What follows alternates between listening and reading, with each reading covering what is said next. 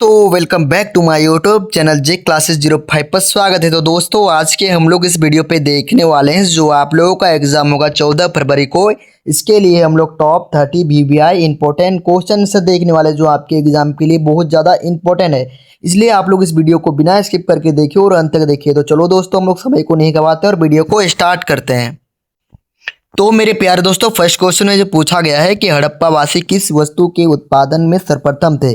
तो एक का जो राइट उत्तर हो जाएगा मेरे प्यारे दोस्तों ऑप्शन नंबर बी हो जाएगा, यानी कांसे के औजार। ठीक है, अब क्वेश्चन नंबर 2 की ओर बढ़ते हैं मेरे प्यारे दोस्तों। क्वेश्चन नंबर 2 में पूछा गया है कि कार्बन डेटिंग के आधार पर विकसित हड़प्पा काल कब से कब तक माना जाता है। तो आप लोगों का इसमें जो ऑप्शन दिया गया है option A, option B, option C, option D, तो ये सब गलत है। ठीक है मेरे प्यारे दोस्तों, आप लोगों का जो होगा वो 2500 से लेकर क्या हो जाएगा 2500 बीसी से लेकर यानी कि ईसा पूर्व से लेकर आप लोगों का 1750 ईसा पूर्व तक होगा। ठीक है, तो यही आप लोगों का राइट उत्तर हो जाएगा। ठीक है, अब क्वेश्चन नंबर 3 की ओर बढ़ते हैं मेरे प्यारे दोस्तों। तो इसमें पूछा गया है कि सिंधु सभ्यता में गुजरात में बंदरगाह कौन सा था। तो गुजरात में बंदरगाह जो था मेरे प्यारे दोस्तों वो आप लोगों का था और लोथल था। ठीक है, तो 3 का ऑप्शन नंबर ए इसका राइट उत्तर हो जाएगा। अब मेरे प्यारे दोस्तों क्वेश्चन नंबर 4 की ओर बढ़ते हैं कि मोहनजोदड़ो कहाँ स्थित है। तो मोहनजोदड़ो या हड़प्पा पूछा जाएगा तो आप लोगों को याद कर लेना है वो पाकिस्तान में। ठीक है, तो 4 का ऑप्शन नंबर सी तो राइट उत्तर हो जाएगा। ठीक है मेरे प्यारे दोस्तों, अब क्वेश्चन नंबर 5 की ओर बढ़ते हैं।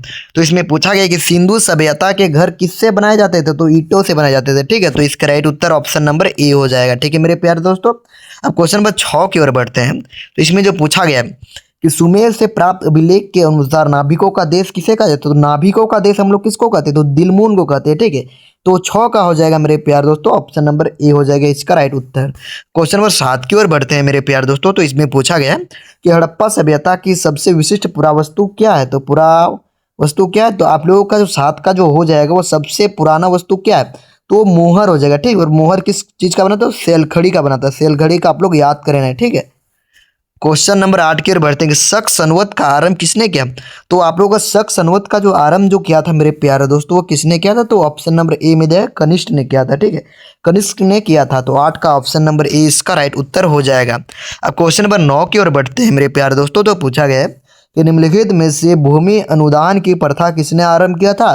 तो आप लोगों का क्या हो जाएगा मेरे प्यारे दोस्तों 9 का, तो 9 का आप लोगों का ऑप्शन नंबर बी हो जाएगा, यानी कि सातवाहन इसका राइट उत्तर हो जाएगा। अब मेरे प्यार से क्वेश्चन नंबर 10 की ओर बढ़ते हैं। तो पूछा गया है कि अरबों ने सिंध पर कब विजय प्राप्त किया था। जो अरबों लोग जो थे वो सिंध पर कब विजय प्राप्त किया था। तो आप लोगों का जो 10 का जो राइट उत्तर हो जाएगा वो ऑप्शन नंबर ए हो जाएगा। ठीक है, ऑप्शन नंबर ए में क्या दिया गया है, तो ऑप्शन नंबर ए में 712 दिया गया है। ठीक है, तो यही आप लोगों का राइट उत्तर हो जाएगा। ठीक है, तो 10 का option number A is the right उत्तर हो जाएगा। क्वेश्चन नंबर 11 कि हैंडसांग किसके दरबार में भारत आया था। यानी कि जो हैंडसांग जो था मेरे प्यारे दोस्तों किसके दरबार में भारत आया, तो हैंडसांग हर्षवर्धन के दरबार में भारत आया था। ठीक है, आप लोग याद कर लेना है। क्वेश्चन में बढ़ते हैं 12 नंबर की ओर मेरे प्यारे दोस्तों। तो इसमें जो पूछा गया है कि चंद्रगुप्त द्वितीय की पुत्री प्रभावती का विवाह किस वंश के राजा के साथ हुआ था। तो किस वंश के राजा के साथ हुआ था चंद्रगुप्त द्वितीय की पुत्री का प्रभावित का विवाह। तो आप लोगों का जो हो जाएगा मेरे प्यारे दोस्तों 12 का वो ऑप्शन नंबर क्या हो जाएगा, तो ऑप्शन नंबर डी हो जाएगा, वाकाटक हो जाएगा, या चेर, या चोल, या पांड्य। तो आप लोग प्लीज इसका राइट उत्तर आप लोग कमेंट में जरूर बताएं। ठीक है मेरे प्यारे दोस्तों, अब क्वेश्चन नंबर 13 की ओर बढ़ते हैं। तो पूछा गया है कि प्राचीन काल में सुदर्शन झील किस राज्य में है। यानी कि जो प्राचीन काल में जो था सुरक्षा सुदर्शन झील किस राज्य में था, तो आप लोगों का हो जाएगा गुजरात में था। ठीक है, ठीक है, तो 13 का ऑप्शन नंबर ए आप लोगों का राइट उत्तर हो जाएगा। क्वेश्चन नंबर 14 की ओर बढ़ते हैं कि महिष्मति किस महाजनपद की राजधानी थी। यानी कि महिष्मति किस महाजनपद की राजधानी थे। तो आप लोगों का इसका जो राइट उत्तर जो होगा मेरे प्यारे दोस्तों 14 का वो ऑप्शन नंबर बी हो जाएगा, यानी कि अवंती हो जाएगा। ठीक है, तो 14 का ऑप्शन नंबर 20 का राइट उत्तर हो जाएगा। अब हम लोग बढ़ते हैं अब क्वेश्चन नंबर 15 नंबर की ओर मेरे प्यारे दोस्तों। तो पूछा गया है कि धम्म का सिद्धांत किस शासक के द्वारा किया गया था। तो अशोक। ठीक है, तो अशोक ने ही किया था। ठीक है मेरे प्यारे दोस्तों, क्वेश्चन नंबर 16 की ओर बढ़ते हैं मेरे प्यारे दोस्तों। तो इसमें जो पूछा गया है तो क्या पूछा गया है कि 5वीं शताब्दी में निर्मित देवगढ़ का मंदिर में किसकी मूर्ति थी। तो किसकी मूर्ति थी दोस्तों, तो हो जाएगा आप लोगों का विष्णु भगवान का था। ठीक है, तो 16 का ऑप्शन नंबर बी हो जाएगा राइट उत्तर। अब हम लोग क्वेश्चन नंबर 17 की ओर बढ़ते हैं मेरे प्यारे दोस्तों कि थेरवाद किस धर्म से संबंधित है, यानी कि जो थेरवाद है वो किस धर्म से संबंधित है मेरे प्यारे दोस्तों।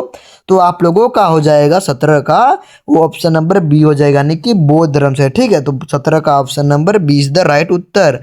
अब क्वेश्चन नंबर 18 की ओर के बढ़ते हैं दोस्तों। तो पूछा गया है कि भिल्सा टॉप्स के लेखक कौन है। तो भिल्सा टॉप्स के जो लेखक है मेरे प्यार दोस्तों, उसका जो नाम जो था वो अलेक्जेंडर कनिंगम हो जाएगा। ठीक है, तो इसका राइट उत्तर ऑप्शन नंबर ए हो जाएगा। क्वेश्चन नंबर 19 की ओर बढ़ते हैं। तो पूछा गया क्या पूछा कि विहार का संबंध है, यानी कि ये बिहार आप लोग मत समझिएगा। ठीक है, तो ये धर्म के बारे में इसमें पूछा जा रहा है कि बिहार का संबंध, बिहार नहीं दिया गया, सॉरी, विहार का हो जाएगा। ठीक, तो 19 का ऑप्शन नंबर बी हो जाएगा, यानी कि बौद्ध धर्म से। ठीक है, तो 19 का ऑप्शन नंबर बी हो जाएगा।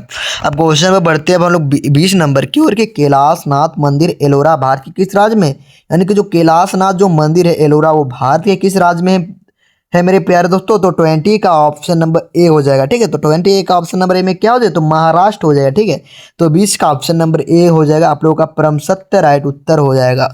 अब क्वेश्चन में बढ़ते हैं अब 26 नंबर की ओर मेरे प्यारे दोस्तों। तो पूछा गया है कि मौर्य काल में सीता से क्या तात्पर्य, यानी कि मौर्य काल में हम लोग सीता से हम लोग क्या समझते थे, ये पूछा गया है। ठीक, तो आप लोगों का इसका राइट उत्तर हो जाएगा राजकीय भूमि से प्राप्त आय, यानी कि राजकीय जो भूमि है उसे हम लोग को प्राप्त आय को ही हम लोग सीता कहते थे। ठीक है, मौर्य काल में। अब क्वेश्चन में बढ़ते हैं अब हम लोग 22 नंबर की ओर मेरे प्यारे दोस्तों। तो इसमें जो पूछा गया है कि सूफी आंदोलन मूलतः कहाँ से प्रारंभ हुआ था, यानी कि सूफी जो आंदोलन हुआ था वो कहाँ से प्रारंभ हुआ था। तो आप लोगों का इसका जो राइट उत्तर जो होगा वो दिल्ली से प्रारंभ हुआ था। कहाँ से, तो दिल्ली से।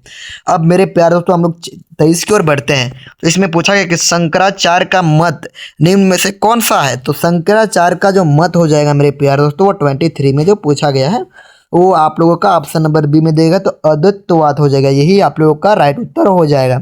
अब मेरे प्यारे दोस्तों क्वेश्चन नंबर 24 की ओर बढ़ते हैं कि इसमें पूछा गया है कि किस सूफी संत ने कहा था कि दिल्ली अभी दूर नहीं है, मतलब वो कौन सूफी संत था जो कहा था कि दिल्ली अभी दूर नहीं है। तो आप लोगों का इसका जो राइट उत्तर हो जाएगा वो निजामुद्दीन औलिया हो जाएगा। ठीक है, तो यही आप लोगों का राइट उत्तर हो जाएगा। अब क्वेश्चन नंबर 25 की ओर बढ़ते हैं मेरे प्यारे दोस्तों। तो पूछा गया है कि पाहन पूजे हरि मिले किसका काव्य पंक्ति है, यानी कि जो इसमें पूछा गया है कि पाहन पूजे हरि मिले किसका काव्य पंक्ति है। तो आप लोगों का हो जाएगा वो क्या जो, तो कबीर का था। ठीक है, तो कबीर का ही था। क्वेश्चन नंबर 26 की ओर बढ़ते हैं कि निम्न में से महाराष्ट्र के संत कौन थे, यानी कि जो महाराष्ट्र जो थे उसके संत कौन थे। तो आप लोगों का क्या हो जाएगा, तुकाराम, रामदास, ज्ञानेश्वर या इनमें से सभी। तो मेरे प्यारे दोस्तों इसका जो राइट उत्तर हो जाएगा तुकाराम थे। ठीक है, तो 26 का ऑप्शन नंबर ए इसका राइट उत्तर हो जाएगा। अब मेरे प्यारे दोस्तों क्वेश्चन नंबर 27 की ओर बढ़ते हैं कि भक्ति आंदोलन को दक्षिण भारत से उत्तर भारत में लाने वाला संत कौन था। तो इसका जो नाम जो था मेरे प्यारे दोस्तों आप लोगों का रामदास था या रामानंद या रैदास या ज्ञानेश्वर। तो मेरे प्यारे दोस्तों 27 का ऑप्शन नंबर डी हो जाएगा, यानी कि रामानंद चाचा था। ठीक है, तो यही आप लोगों का राइट उत्तर हो जाएगा। क्वेश्चन नंबर 28 की ओर बढ़ते हैं मेरे प्यारे दोस्तों। तो पूछा गया है कि कृष्णदेव राय के दरबार में तेलानी रामा किस पद पर थे, यानी कि जो कृष्णदेव राय जो थे मेरे प्यारे दोस्तों वो तेलानी रामा किस पद पर थे बताए, पूछा जा रहा है। तो उस समय जो पद पे थे वो कवि के थे। ठीक है, यानी कि पोएट थे। ठीक है मेरे प्यारे दोस्तों। अब क्वेश्चन नंबर 29 की ओर बढ़ते हैं कि अमरम का अर्थ क्या है, यानी कि जो अमरम है तो उसका मतलब क्या होता है इसमें बताना है हम लोग को। तो अमरम का अर्थ जो होता है मेरे प्यारे दोस्तों वो क्या होता है, तो ऑप्शन नंबर डी में दिया तो जागीर होता है। ठीक, तो 29 का option number D. Question number 30 कि इनमें से किसे आंध्र भोज कहा गया है। तो आंध्र भोज हम लोग किसको कहते हैं, तो इसका जो राइट उत्तर हो जाएगा हम लोग कृष्णदेव राय को कहते हैं। ठीक है, तो 30 का आप लोगों का राइट उत्तर होगा ऑप्शन नंबर डी हो जाएगा, इसी को हम लोग आंध्र भोज कहते हैं।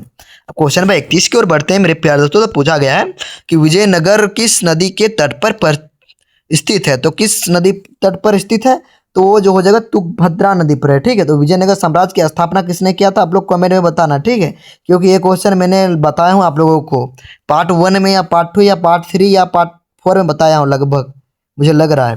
क्वेश्चन नंबर 32 में पूछा है विजयनगर के महान साम्राज्य के अवशेष कहाँ से पाए जाते हैं। तो 32 का हो जाएगा आप लोगों का ऑप्शन नंबर सी हम्पी हो जाएगा। ठीक, अब क्वेश्चन नंबर बढ़ते हैं मेरे प्यारे दोस्तों। तो क्या हो जाएगा कि विजयनगर राज का प्रथम राजवंश कौन था। तो आप लोग मतलब राजवंश कौन था, तो 33 का ऑप्शन नंबर क्या हो जाएगा, तो हो जाएगा सी हो जाएगा। ठीक, यानी कि संगम वंश।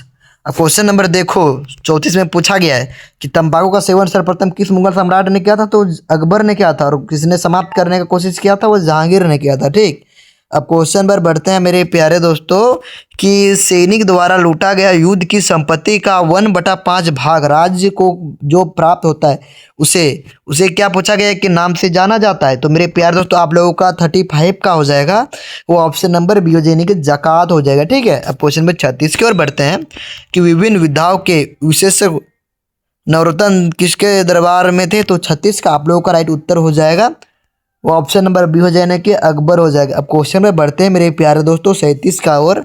तो इसमें पूछा गया कि दीन ए इलाही संबंधित, तो किससे संबंधित है।